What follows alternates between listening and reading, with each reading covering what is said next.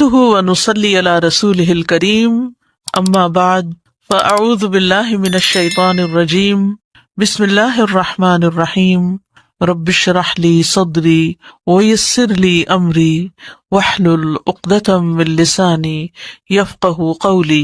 عبداللہ بن مسعود رضی اللہ عنہ سے مروی ہے، کہتے ہیں کہ ہم پہل نہیں جانتے تھے کہ 2 رکعتوں میں کیا پڑھیں، مگر ہم تسبیح، تکبیر اور اپنے رب کی حمد پڑھتے رہتے تھے۔ محمد صلی اللہ علیہ وسلم نے ہمیں نیکی کی ابتدا اور انتہا، نیکی کے تمام امور کی تعلیم دی، یعنی ابتدا و انتہا یعنی ہر طرح کی چیزوں کی۔ آپ نے فرمایا جب تم ہر 2 رکعتوں کے بعد بیٹھو تو یہ پڑھو، التحیات للہ والصلوات والطیبات السلام علیک ایھا النبی ورحمۃ اللہ وبرکاتہ، السلام علینا وعلی عباد اللہ الصالحین، اشہد ان لا الہ الا اللہ واشہد ان محمدا عبدہ ورسولہ۔ اور تم میں سے ہر آدمی وہ دعا منتخب کرے جو اسے زیادہ اچھی لگے، پھر وہ اللہ عز و جل سے دعا کرے۔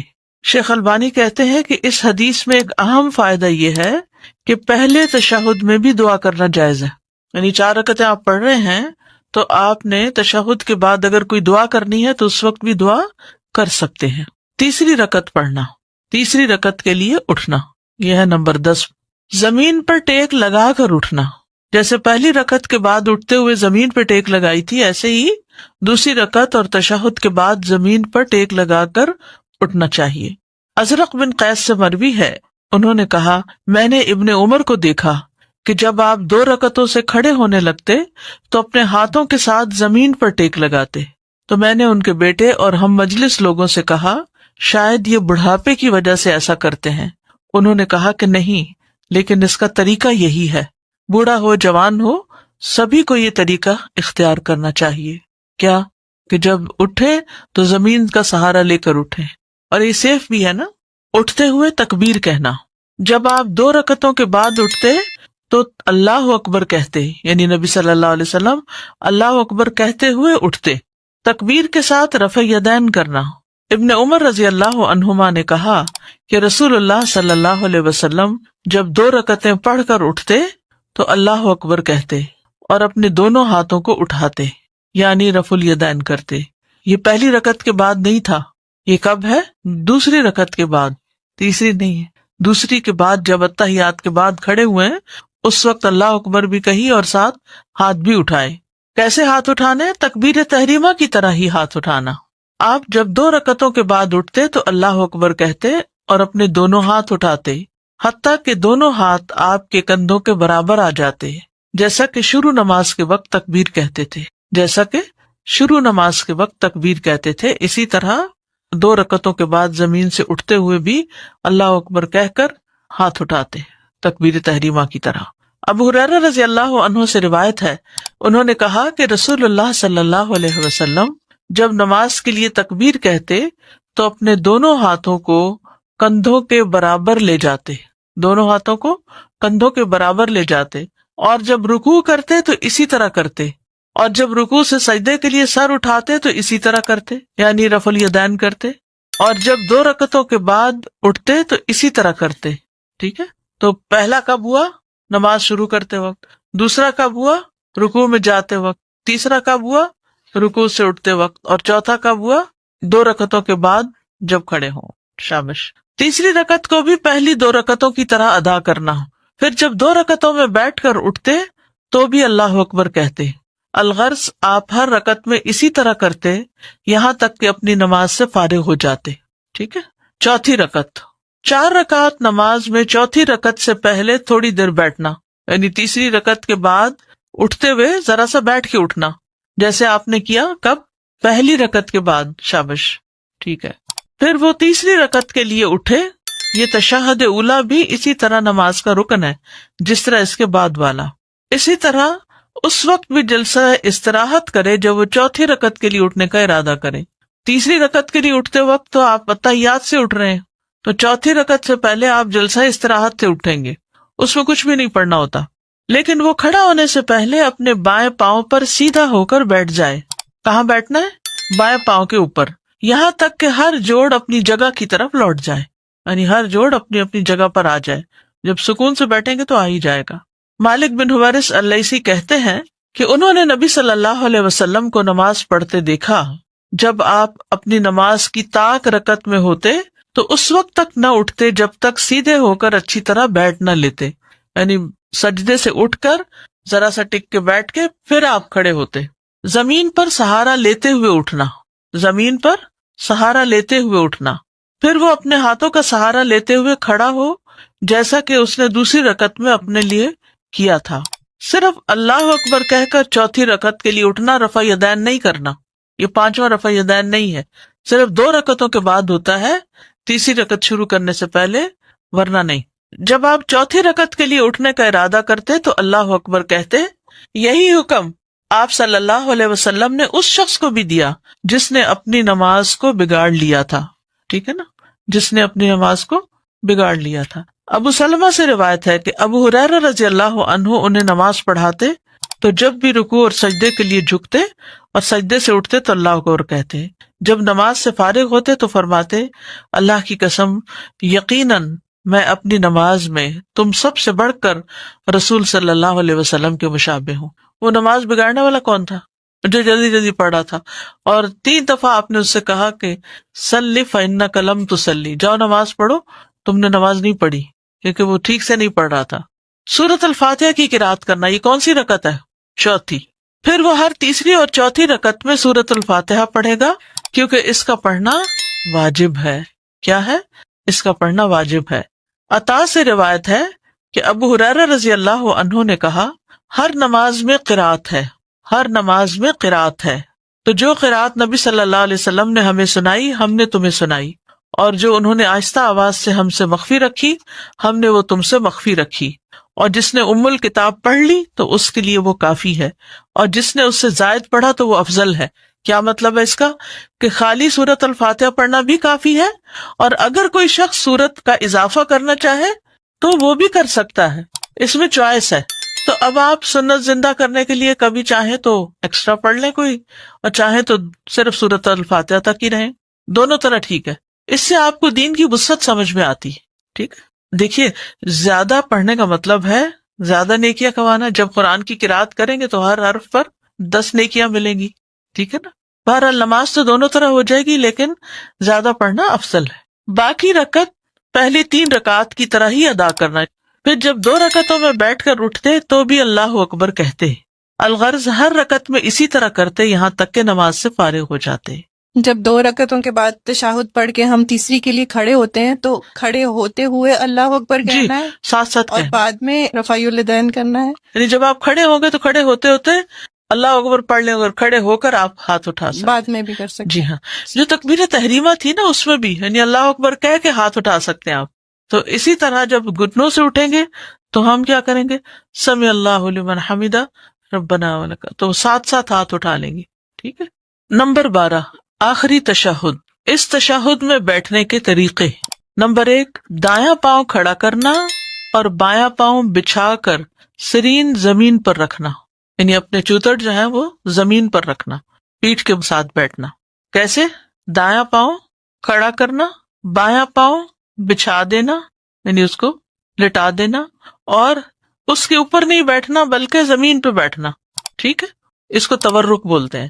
دونوں اتحیات میں فرق کیوں رکھا گیا؟ تاکہ جیسے کوئی باہر سے آیا تو اس کو پتا چلے کہ نماز ختم ہونے والی، یا کوئی لیٹ آ کے جوائن کر رہا ہے. سنن ابی داؤد کی روایت ہے. پھر آپ صلی اللہ علیہ وسلم بیٹھے اور اپنے بائیں پاؤں کو بچھا لیا اور اپنا بایاں ہاتھ اپنی بائیں ران پر رکھا یعنی گھٹنے کے پاس، اور اپنے دائیں ہاتھ کی کوہنی کو اپنی دائیں ران سے ذرا علیحدہ اور اونچا رکھا. ٹھیک ہے. ذرا سا اٹھا کے، یعنی بایاں جو ہے وہ تو ساتھ ہی لگا ہوا ہوگا لیکن دایاں جو ہے جس کی انگلی ہل رہی ہے وہ ذرا سا اٹھا ہوا ہوگا. ذرا سا اگر اٹھا ہوا ہو نا تو اس سے کیا ہوتا ہے کہ انگلی کی پوزیشن بھی ٹھیک ہو جاتی ہے. ڈیسک پہ رکھیے، نیچرلی ہو جائے گا، نیچرل ہو ہی جائے گا. جی بایاں نہیں اٹھانا، بایاں تو گھٹنے کے پاس ہی رہے گا اوپر ران پر. جی انگلیاں موڑے تو یہ 3 انگلیاں موڑے تو تبھی ہوتا ہے. جی آپ دیکھیے کہ مختلف کلچر میں طرح طرح کی ایکسرسائزز اور میڈیٹیشن کے طریقے ہیں. کبھی وہ کہتے ہیں یوں انگلیاں پکڑ لیں، اور کبھی انگلیاں کھڑی کر لیں، کبھی یوں اسٹریچ کریں، کبھی تو ہمیں نماز کے اندر کس طرح کے یہاں یہ 3 انگلیاں اس طرح رکھیں، اس طرح رکھیں، اٹھا کے رکھیں، ہر چیز کے پیچھے ایک حکمت ہے. اور اگر انسان صحیح وہ سب کچھ کرتا جائے تو معلوم نہیں کتنے ہی دنیا کے فائدے، ہیلتھ کے کتنے بینیفٹس اس کو ملے. کیونکہ عام ایکسرسائزز میں ہمارے جسم کے جو اندر کے اعضاء ہیں نا وہ سارے نہیں حرکت کرتے، لیکن نماز ایک ایسی چیز ہے کہ جس میں صرف ظاہر نہیں، ہمارے جو جیسے اسٹمک ہے، لیور ہے، یہ سارا بھی جیسے ہم سجدے میں الٹتے ہیں تو ان کی بھی ایکسرسائز ہو جاتی ہے. کیونکہ الٹ کے پھر ہم کافی دیر تسبیحات کرتے ہیں تو اتنی دیر ان کی پوزیشن اور ہو جاتی ہے، سرکولیشن بہتر ہو جاتی ہے. تو بے شمار فائدے، اور ہم ان فائدوں کی خاطر تو نماز نہیں پڑھتے. نماز جو ہے وہ نجات کا راستہ ہے اور فلاح کی کنجی ہے نا، یعنی حی علی الفلاح ہے نا، فلاح ہی فلاح ہے. نمبر 12 آخری تشہد. اور وہ اپنے بائیں پہلو پر سرین کے بل بیٹھے اور اپنے مقد پر بیٹھے. ٹھیک ہے، یعنی زمین پہ بیٹھے. جب آپ صلی اللہ علیہ وسلم 2 سجدوں سے کھڑے ہوتے تو اللہ اکبر کہتے اور رفع الیدین کرتے، یہاں تک کہ آپ اپنے ہاتھوں کو اپنے کندھوں کے برابر لے جاتے، جیسا کہ آپ نماز شروع کرتے وقت کرتے تھے. پھر اسی طرح آپ کرتے تھے یہاں تک کہ جب وہ رکعت آتی جس میں نماز ختم ہو جاتی ہے، یعنی آخری رکعت، آپ اپنے پاؤں کو آگے کر دیتے اور سرین کے بل اپنے پہلو پر بیٹھتے، پھر سلام پھیر لیتے. اب اس میں یہ ہے کہ جب نیچے بیٹھنا ہوتا ہے نا تو پاؤں خود بخود ذرا سا آگے کو نکل جاتا ہے. ٹھیک ہے نا، یعنی جب پاؤں پر بیٹھتے ہیں تو پاؤں سمٹا ہوا ہوتا ہے، لیکن جب نیچے بیٹھتے ہیں تو پاؤں تھوڑا سا آگے کو، رائٹ لیگ کے اندر تھوڑا سا پنجہ سا آ جاتا ہے.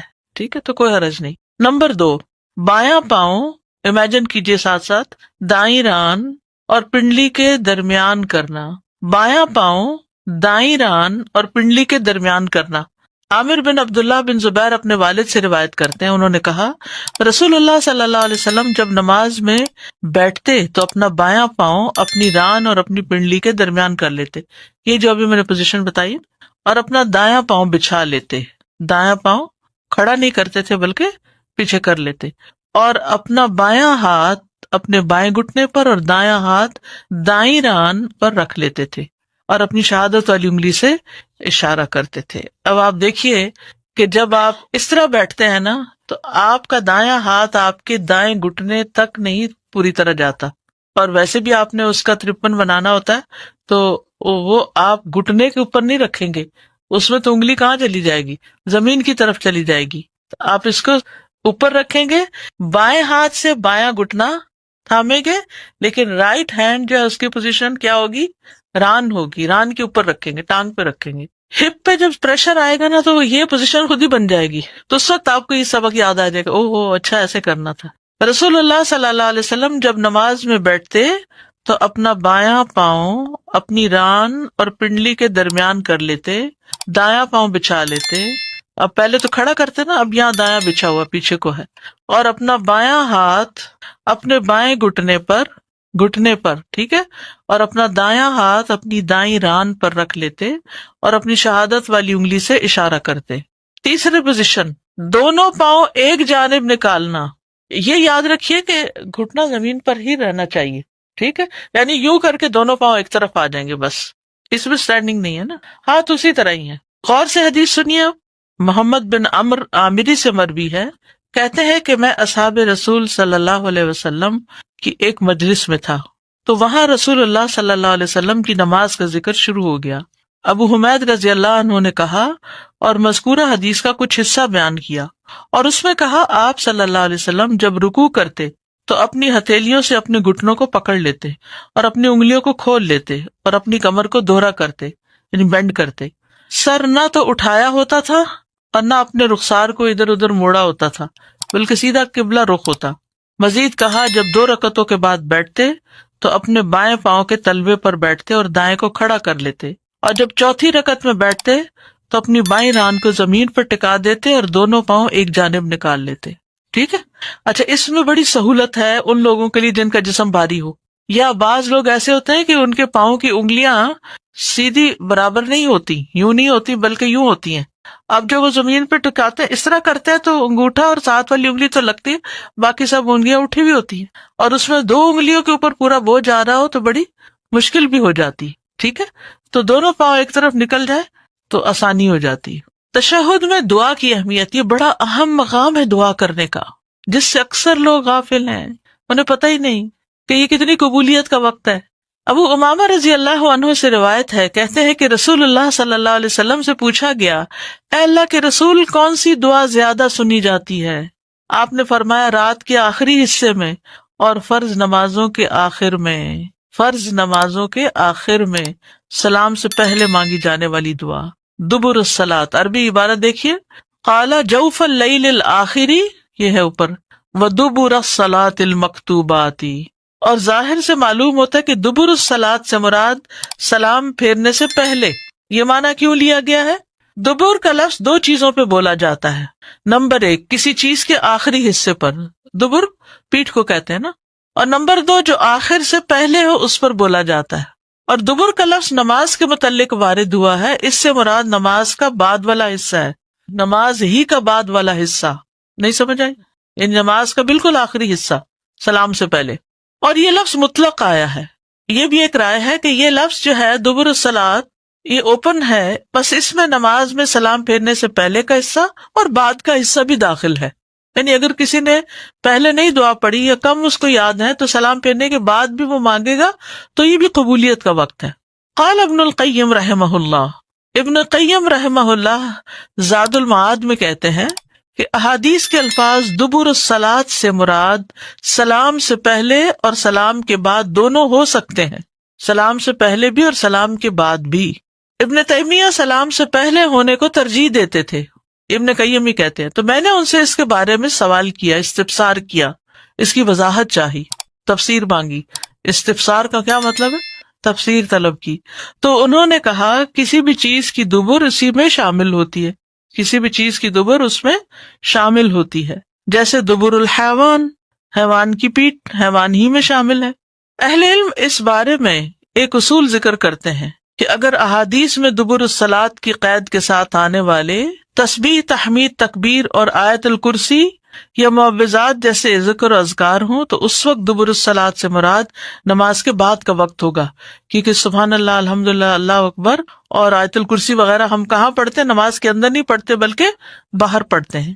اور اگر دبر الصلاۃ کی قید کے ساتھ آنے والی نصوص دعا پر مشتمل ہو تو پھر دبر الصلاۃ سے مراد نماز کا آخری حصہ یعنی سلام سے پہلے کا وقت ہوگا، یعنی باقی دعائیں سلام سے پہلے اور آیت الکرسی اور تسبیحات وغیرہ سلام کے بعد۔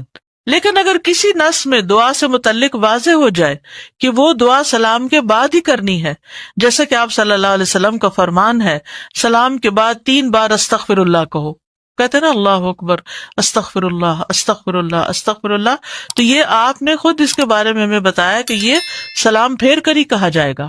تو یہ دعا ہونے کے باوجود بھی سلام کے بعد ہی پڑھی جائے گی، کیونکہ سنت اسی پر دلالت کرتی ہے، سنت سے یہی ثابت ہے۔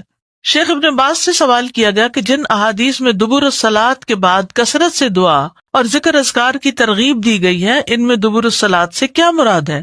نماز کا آخری حصہ یا سلام کے بعد کا وقت؟ تو انہوں نے جواب دیا، احادیث میں مذکورہ دبر الصلاۃ کا لفظ سلام سے پہلے اور نماز کے آخری حصے پر بھی بولا جاتا ہے اور سلام کے فوری بعد والے وقت پر بھی بولا جاتا ہے۔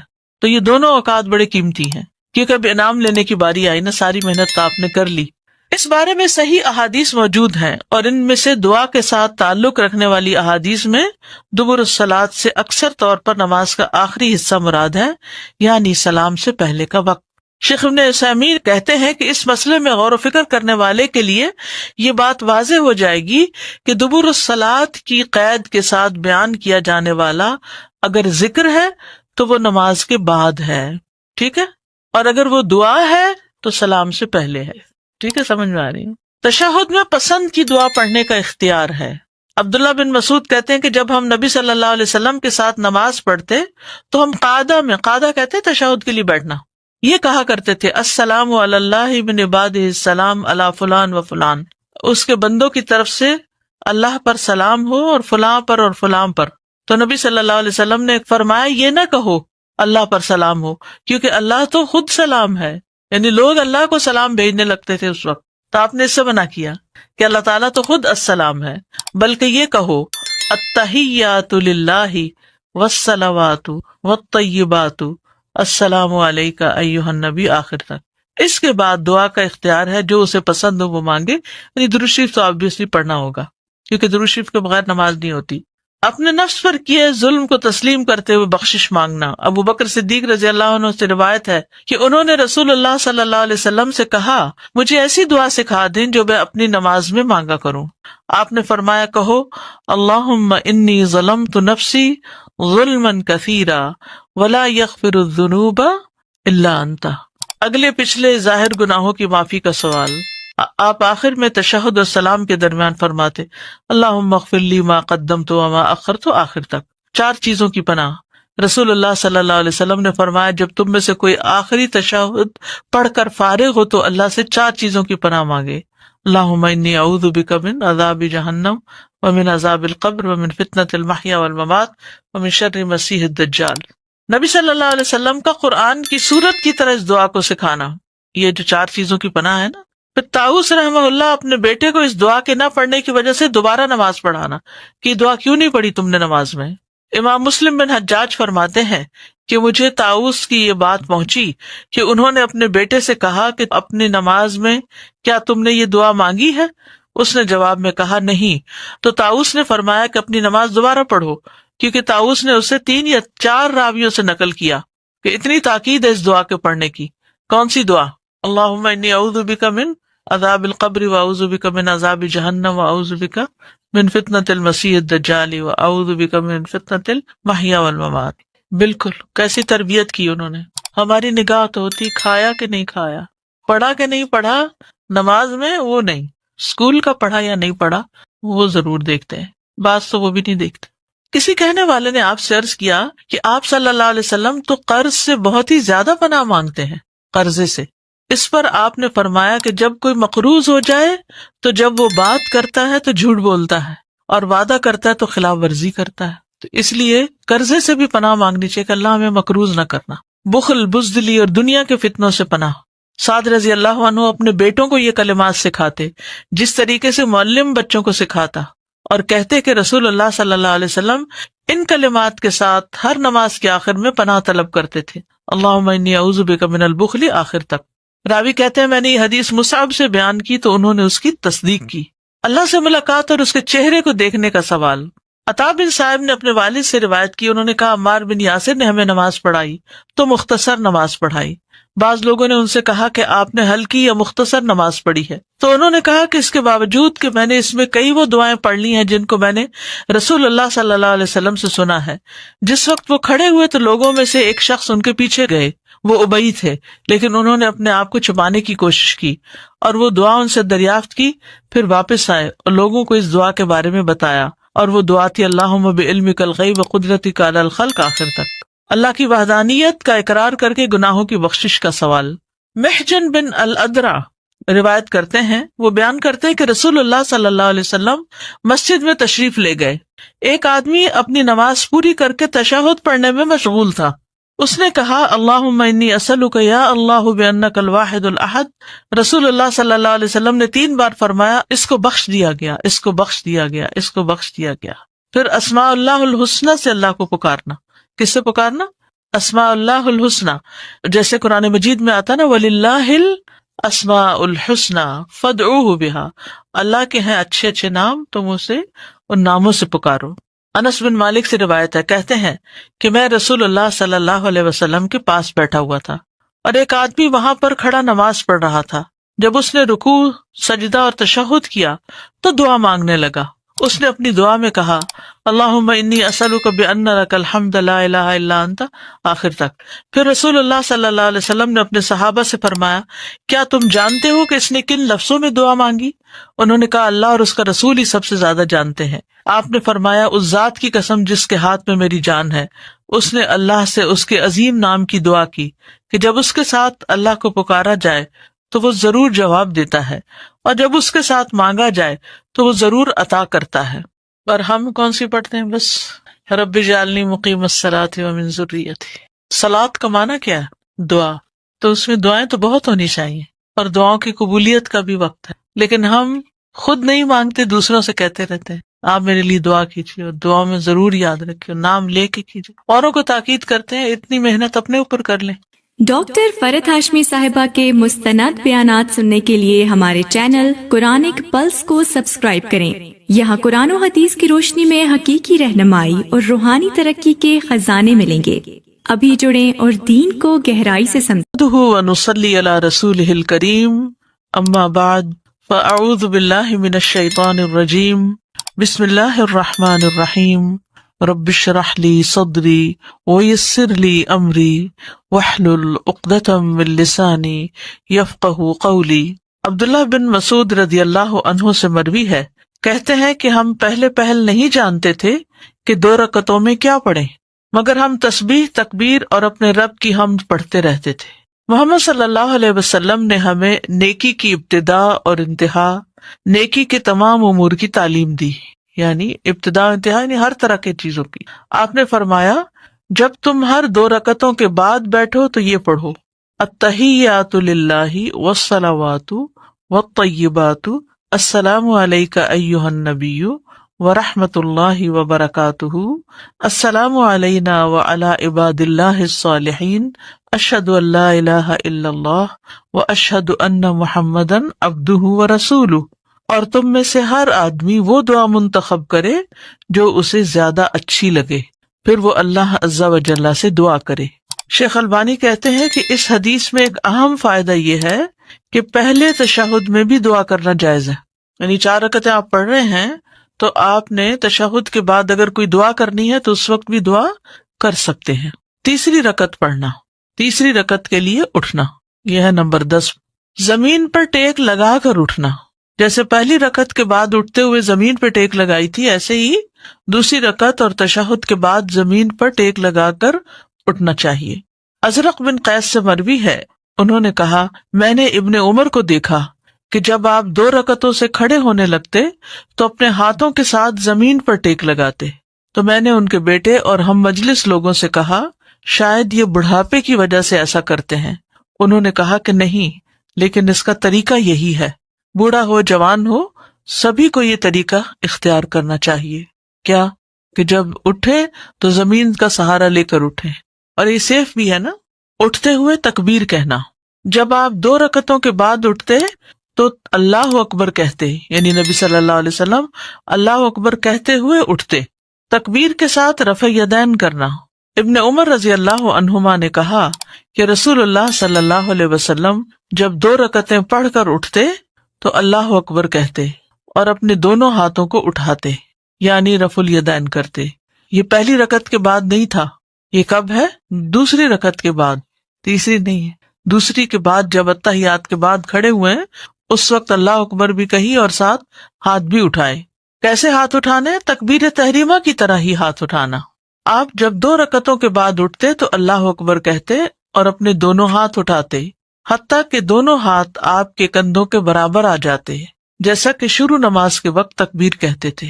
جیسا کہ شروع نماز کے وقت تکبیر کہتے تھے، اسی طرح 2 رکعتوں کے بعد زمین سے اٹھتے ہوئے بھی اللہ اکبر کہہ کر ہاتھ اٹھاتے، تکبیر تحریمہ کی طرح.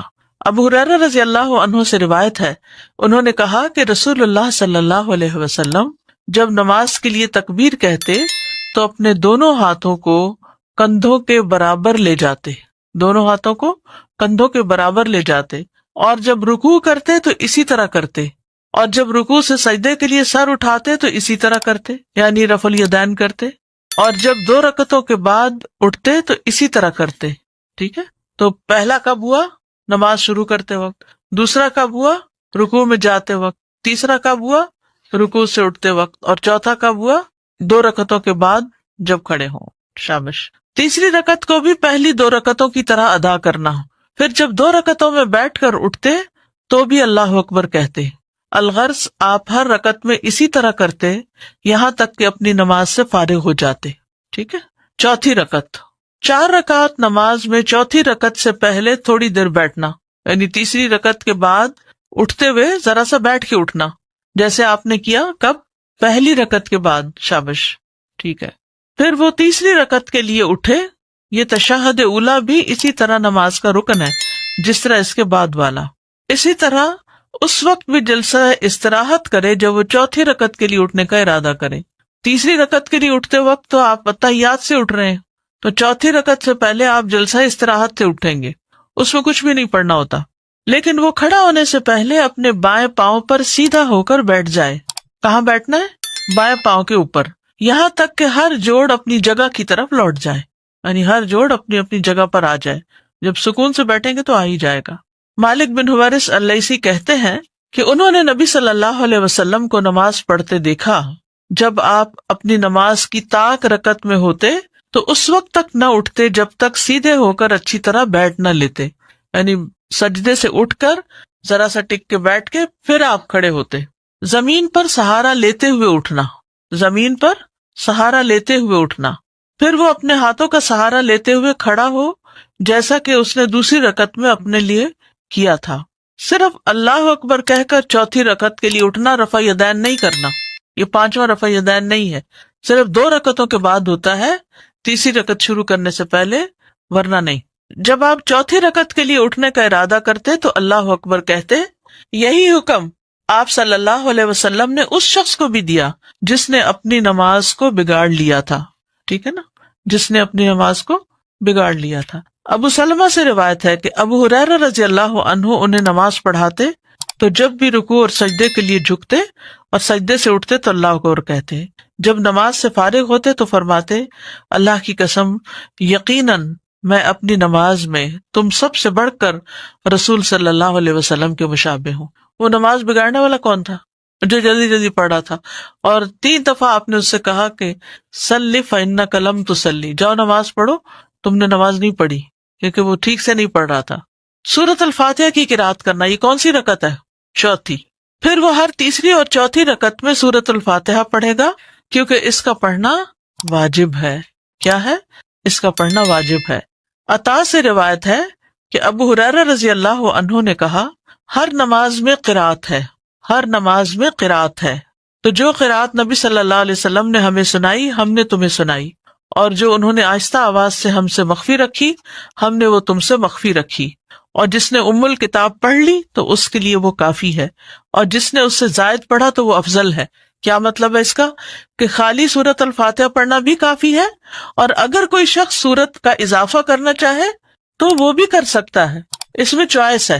تو اب آپ سنت زندہ کرنے کے لیے کبھی چاہیں تو ایکسٹرا پڑھ لیں کوئی، اور چاہیں تو صرف سورۃ الفاتحہ تک ہی رہیں، دونوں طرح ٹھیک ہے. اس سے آپ کو دین کی وسعت سمجھ میں آتی ہے. ٹھیک ہے، دیکھیے زیادہ پڑھنے کا مطلب ہے زیادہ نیکیاں کمانا. جب قرآن کی قرات کریں گے تو ہر حرف پر 10 نیکیاں ملیں گی. ٹھیک ہے نا. بہرحال نماز تو دونوں طرح ہو جائے گی، لیکن زیادہ پڑھنا افضل ہے. باقی رکعت پہلی 3 رکعات کی طرح ہی ادا کرنا. پھر جب 2 رکعتوں میں بیٹھ کر اٹھتے تو بھی اللہ اکبر کہتے. الغرض ہر رکعت میں اسی طرح کرتے یہاں تک کہ نماز سے فارغ ہو جاتے. جب 2 رکعتوں کے بعد تشہد پڑھ کے ہم تیسری کے لیے کھڑے ہوتے ہیں تو کھڑے ہوتے ہوئے اللہ اکبر کہنا ہے، ساتھ ساتھ اور بعد میں رفع الیدین کرنا ہے. یعنی جب آپ کھڑے ہوں گے تو کھڑے ہوتے ہوتے اللہ اکبر پڑھ لیں، اور کھڑے ہو کر آپ ہاتھ اٹھا سکتے. بعد میں بھی کر سکتے. جی ہاں، جو تکبیر تحریمہ تھی نا اس میں بھی یعنی اللہ اکبر کہہ کے ہاتھ اٹھا سکتے ہیں آپ. تو اسی طرح جب گھٹنوں سے اٹھیں گے تو ہم کیا کریں گے؟ سمع اللہ لمن حمدہ ربنا ولک، تو ساتھ ساتھ ہاتھ اٹھا لیں گے. ٹھیک ہے. نمبر 12، آخری تشہد. اس تشہد میں بیٹھنے کے طریقے. نمبر 1، دایاں پاؤں کھڑا کرنا اور بایاں پاؤں بچھا کر سرین زمین پر رکھنا، یعنی اپنے چوتڑ جو ہیں وہ زمین پر رکھنا، پیٹھ کے ساتھ بیٹھنا. کیسے؟ دایاں پاؤں کھڑا کرنا، بایاں پاؤں بچھا دینا یعنی اس کو لٹا دینا، اور اس کے اوپر نہیں بیٹھنا بلکہ زمین پہ بیٹھنا. ٹھیک ہے. اس کو تورک بولتے ہیں. دونوں اتحیات میں فرق کیوں رکھا گیا؟ تاکہ جیسے کوئی باہر سے آیا تو اس کو پتا چلے کہ نماز ختم ہونے والی، یا کوئی لیٹ آ کے جوائن کر رہا ہے. سنن ابی داؤد کی روایت ہے، پھر آپ صلی اللہ علیہ وسلم بیٹھے اور اپنے بائیں پاؤں کو بچھا لیا اور اپنا بایاں ہاتھ اپنی بائیں ران پر رکھا یعنی گھٹنے کے پاس، اور اپنے دائیں ہاتھ کی کوہنی کو اپنی دائیں ران سے ذرا علیحدہ اور اونچا رکھا. ٹھیک ہے. ذرا سا اٹھا کے، یعنی بایاں جو ہے وہ تو ساتھ ہی لگا ہوا ہوگا، لیکن دایاں جو ہے جس کی انگلی ہل رہی ہے وہ ذرا سا اٹھا ہوا ہوگا. ذرا سا اگر اٹھا ہوا ہو نا تو اس سے کیا ہوتا ہے کہ انگلی کی پوزیشن بھی ٹھیک ہو جاتی ہے. ڈیسک پہ رکھیے نیچرلی ہو جائے گا، نیچرل ہو ہی جائے گا. جی بایاں نہیں اٹھانا، بایاں تو گھٹنے کے پاس ہی رہے گا اوپر ران پر. جی انگلیاں موڑے تو یہ 3 انگلیاں موڑے تو تبھی ہوتا ہے. جی آپ دیکھیے کہ مختلف کلچر میں طرح طرح کی ایکسرسائزز اور میڈیٹیشن کے طریقے ہیں. کبھی وہ کہتے ہیں یوں انگلیاں پکڑ لیں اور کبھی انگلیاں کھڑی کر لیں، کبھی یوں اسٹریچ کریں، کبھی. تو ہمیں نماز کے اندر کس طرح کے یہاں یہ 3 انگلیاں اس طرح رکھیں، اس طرح رکھیں، اٹھا کے رکھیں، ہر چیز کے پیچھے ایک حکمت ہے. اور اگر انسان صحیح وہ سب کچھ کرتا جائے تو معلوم نہیں کتنے ہی دنیا کے فائدے، ہیلتھ کے کتنے بینیفٹس اس کو ملے. کیونکہ عام ایکسرسائزز میں ہمارے جسم کے جو اندر کے اعضاء ہیں نا وہ سارے نہیں حرکت کرتے، لیکن نماز ایک ایسی چیز ہے کہ جس میں صرف ظاہر نہیں، ہمارے جو جیسے اسٹمک ہے، لیور ہے، یہ سارا بھی جیسے ہم سجدے میں الٹتے ہیں تو ان کی بھی ایکسرسائز ہو جاتی ہے. کیونکہ الٹ کے پھر ہم کافی دیر تسبیحات کرتے ہیں تو اتنی دیر ان کی پوزیشن اور ہو جاتی ہے، سرکولیشن بہتر ہو جاتی ہے. تو بے شمار فائدے، اور ہم ان فائدوں کی خاطر تو نماز نہیں پڑھتے. نماز جو ہے وہ نجات کا راستہ ہے اور فلاح کی کنجی ہے نا، یعنی حی علی الفلاح ہے نا، فلاح ہی فلاح ہے. نمبر 12 آخری تشہد، اور وہ اپنے بائیں پہلو پر سرین کے بل بیٹھے اور اپنے مقد پر بیٹھے. ٹھیک ہے، یعنی زمین پہ بیٹھے. جب آپ صلی اللہ علیہ وسلم 2 سجدوں سے کھڑے ہوتے تو اللہ اکبر کہتے اور رفع الیدین کرتے، یہاں تک کہ آپ اپنے ہاتھوں کو اپنے کندھوں کے برابر لے جاتے، جیسا کہ آپ نماز شروع کرتے وقت کرتے تھے. پھر اسی طرح آپ کرتے تھے یہاں تک کہ جب وہ رکعت آتی جس میں نماز ختم ہو جاتی ہے، یعنی آخری رکعت، آپ اپنے پاؤں کو آگے کر دیتے اور سرین کے بل اپنے پہلو پر بیٹھتے، پھر سلام پھیر لیتے. اب اس میں یہ ہے کہ جب نیچے بیٹھنا ہوتا ہے نا تو پاؤں خود بخود ذرا سا آگے کو نکل جاتا ہے. ٹھیک ہے نا، یعنی جب پاؤں پر بیٹھتے ہیں تو پاؤں سمٹا ہوا ہوتا ہے، لیکن جب نیچے بیٹھتے ہیں تو پاؤں تھوڑا سا آگے کو، رائٹ لیگ کے اندر تھوڑا سا پنجہ سا آ جاتا ہے. ٹھیک ہے، تو کوئی حرج نہیں. نمبر 2 بایاں پاؤں امیجن کیجئے ساتھ ساتھ دائیں ران اور پنڈلی کے درمیان کرنا. بایاں پاؤں دائیں ران اور پنڈلی کے درمیان کرنا. عامر بن عبداللہ بن زبیر اپنے والد سے روایت کرتے ہیں، انہوں نے کہا رسول اللہ صلی اللہ علیہ وسلم جب نماز میں بیٹھتے تو اپنا بایاں پاؤں اپنی ران اور اپنی پنڈلی کے درمیان کر لیتے، یہ جو ابھی میں نے پوزیشن بتائی، اور اپنا دایاں پاؤں بچھا لیتے. دایاں پاؤں کھڑا نہیں کرتے تھے بلکہ پیچھے کر لیتے، اور اپنا بایاں ہاتھ اپنے بائیں گھٹنے پر اور دایاں ہاتھ دائیں ران پر رکھ لیتے تھے اور اپنی شہادت والی انگلی سے اشارہ کرتے تھے. اب آپ دیکھیے کہ جب آپ اس طرح بیٹھتے ہیں نا تو آپ کا دایاں ہاتھ آپ کے دائیں گھٹنے تک نہیں پوری طرح جاتا، اور ویسے بھی آپ نے اس کا 53 بنانا ہوتا ہے تو وہ آپ گھٹنے کے اوپر نہیں رکھیں گے، اس میں تو انگلی کہاں چلی جائے گی، زمین کی طرف چلی جائے گی. آپ اس کو اوپر رکھیں گے، بائیں ہاتھ سے بایاں گھٹنا تھامیں گے، لیکن رائٹ ہینڈ جو ہے اس کی پوزیشن کیا ہوگی، ران ہوگی، ران کے اوپر رکھیں گے، ٹانگ پہ رکھیں گے. ہپ پہ جب پریشر آئے گا نا تو یہ پوزیشن خود ہی بن جائے گی، تو اس وقت آپ کو یہ سبق یاد آ جائے گا، اوہ اچھا ایسے کرنا تھا. رسول اللہ صلی اللہ علیہ وسلم جب نماز میں بیٹھتے تو اپنا بایاں پاؤں اپنی ران اور پنڈلی کے